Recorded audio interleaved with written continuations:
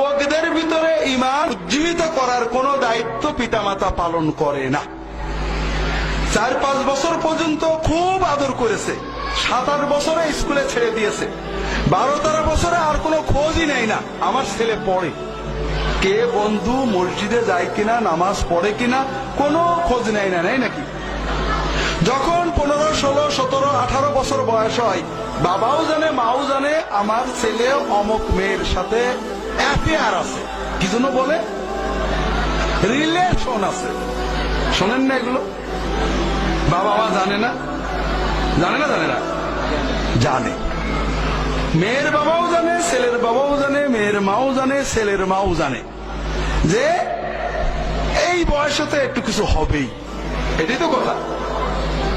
আচ্ছা, এই যে ছেলে মেয়ে রিলেশন করে, এটা ফরজ না ওয়াজিব না সুন্নত না মুস্তাহাব?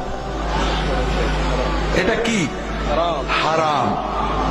এই হারাম কাজ যদি কেউ মেনে নেয়, আওলাদ হারাম করে আর বলে নো প্রবলেম, ইটস ওকে, এ বড় হলে সেরে যাবে, তার কি ঈমান থাকে?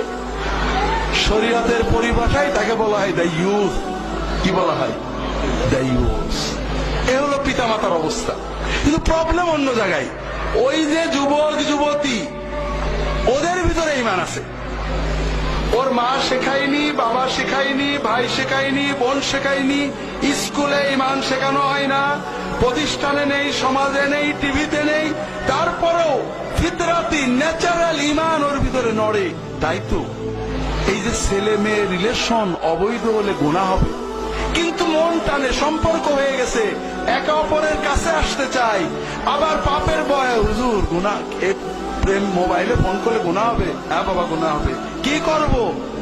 ওরা তখন ঈমানের তাড়নায় আজ যে অফিসে যে বিয়ে করে, এরকম ঘটনা ঘটে না? ঘটে না, ঘটে না? এতকাল হারাম করছিল, বাপ মার কোনো আপত্তি ছিল না, বিয়ে করা বড় হারাম, ঠিক না? না হালাল? এইবার বাপ মা আকাশ পাতাল ভেঙে ফেলে দেবে যে হারাম করছিলি, তুই হালাল কাজটা কেন করলি? আপনারা হাসছেন, বড় আফসোস লাগে ভাইরা, বড় আফসোস লাগে।